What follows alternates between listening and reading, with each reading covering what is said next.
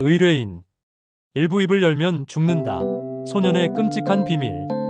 이야기는 테네시주 멤피스의 한 허름한 트레일러 주택 단지에서 시작돼. 11살 마크 스웨이는 딱 봐도 조숙하고 영리한 아이야.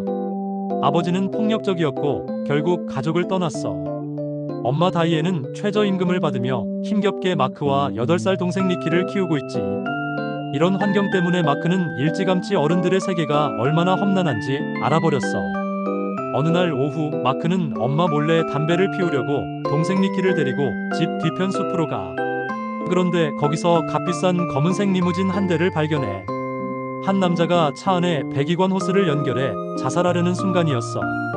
마크는 본능적으로 그를 막으려 호스를 빼내지만 결국 남자에게 붙잡혀 차 안에 갇히게 돼. 이 남자는 뉴올리언스 출신의 마피아 전문 변호사 W. 제롬 로미 클리포드였어. 그는 이미 술과 약에 취해 제정신이 아니었지. 죽음을 앞둔 그는 공포에 질린 마크에게 자신의 가장 큰 비밀을 폭포수처럼 쏟아내. 바로 자기 의뢰인이자 악명 높은 마피아 조직원 칼날 베리가 얼마 전 실종된 연방 상원의원 보이엣을 살해했고 그 시체를 자신이 뉴올리언스에 있는 자기 집 차고의 보트 밑에 숨겨뒀다는 거야. FBI가 자기를 곧 체포할 거고 그러면 마피아가 자기를 죽일 테니 차라리 스스로 목숨을 끊겠다는 거였지. 이 모든 끔찍한 고백을 마친 클리포드는 마크의 눈앞에서 권총으로 자신의 머리를 쏴 자살해. 이 충격적인 광경을 바로 옆에서 목격한 동생 리키는 그 자리에서 깊은 정신적 충격에 빠져버려. 아이는 아무 말도 못하고 아무것도 인지하지 못하는 극심한 외상 후 스트레스 장애, 즉 실어증 상태가 돼. 이부 소년을 조여오는 FBI와 마피아의 그림자. 마크는 경찰에 익명으로 신고하지만 현장에 있었다는 사실 때문에 결국 유일한 목격자로 지목돼. 사건은 곧바로 FBI로 넘어가. 특히 목사님이라는 별명을 가진 야심가 연방검사 로이 폴트리그가 이 사건에 눈독을 들여. 그는 이 사건을 해결해서 주지사 선거의 발판으로 삼으려는 속셈을 가지고 있었어.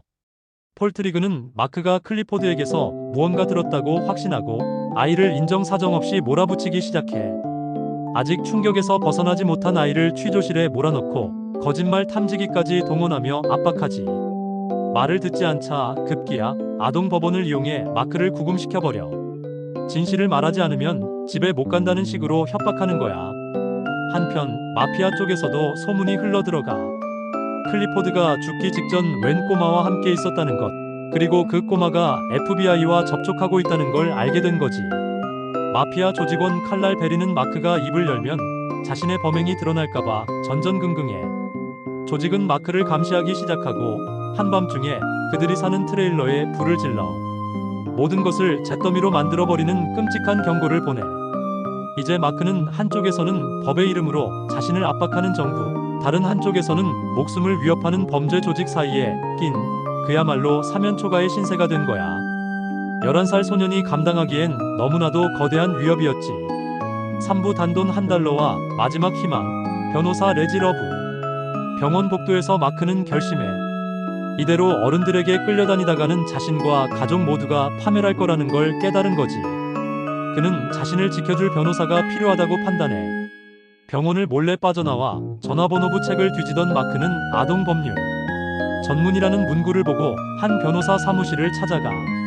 주머니에 든 전 재산은 단돈 $1. 그렇게 마크는 52세의 여성 변호사 레지 러브를 만나.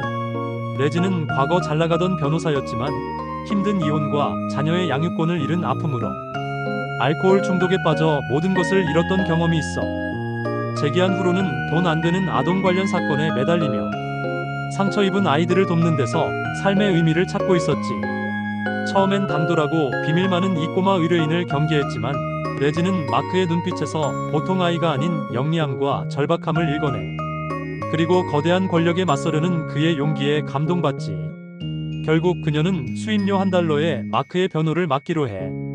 이 순간부터 상처 입은 두 영혼은 세상에서 가장 끈끈한 동맹을 맺고 거대한 골리앗에 맞서는 다윗의 싸움을 시작하게 돼. 사부 치열한 법정 다툼과 심리전. 레지는 노련한 변호사답게 즉시 마크를 보호하기 위한 법적 방어막을 치기 시작해.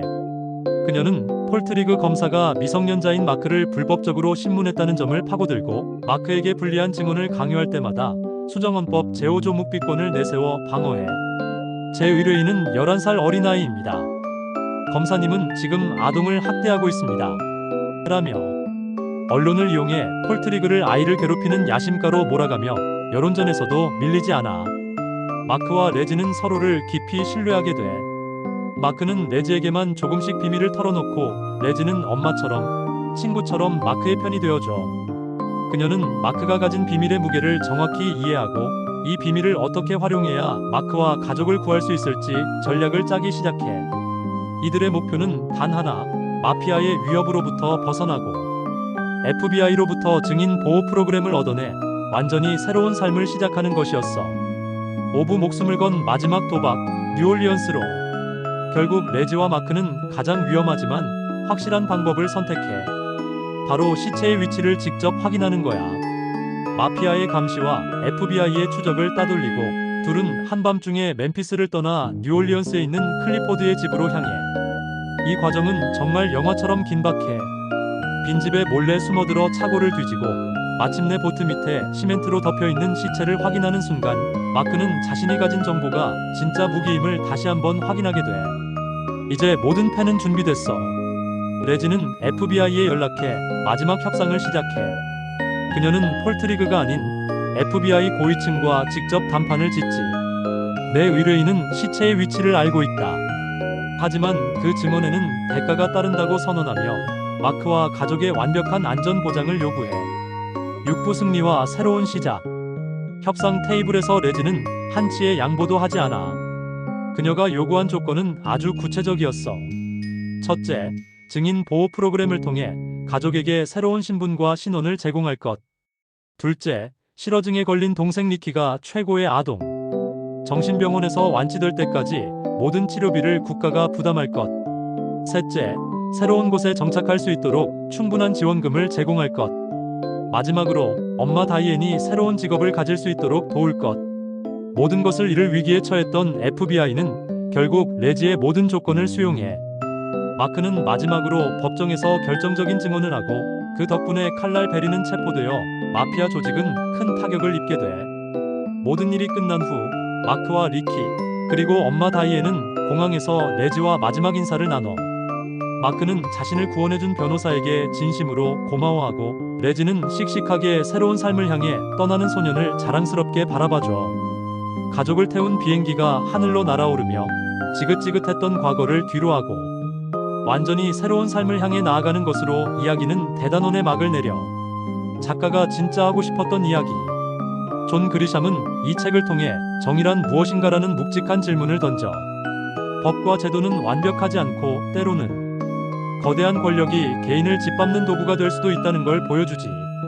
FBI는 정의를 외치지만 실상은 자신들의 실적과 정치적 야망을 위해 11살 아이를 이용하려 하고 마피아는 말할 것도 없는 절대악이야. 이런 거대한 불의 속에서 작가는 희망을 이야기해. 바로 평범하고 연약한 개인의 용기와 연대에서 말이야. 마크는 어른들 세계의 위선과 폭력에 굴복하지 않고 끝까지 저항하는 용기를 보여줬어. 그리고 레지 러브는 자신의 상처를 딛고 일어나 오직 의뢰인을 위해 모든 것을 거는 진정한 변호사의 모습을 보여줬지. 결국 작가가 말하고 싶은 핵심은 이거야. 진정한 정의는 법 조항 속에 있는 게 아니라 불의에 맞서는 평범한 사람들의 양심과 용기 있는 행동 속에 살아 숨쉰다는 것.